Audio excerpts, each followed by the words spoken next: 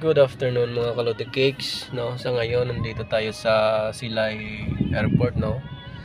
Dati yung Silay Airport is dati yung pangalan ng airport pala is Bacolod Airport dito sa sa Bacolod.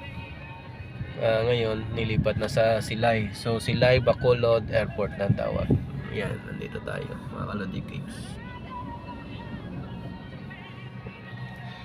Labas tayo muna lang Kalodi Cakes.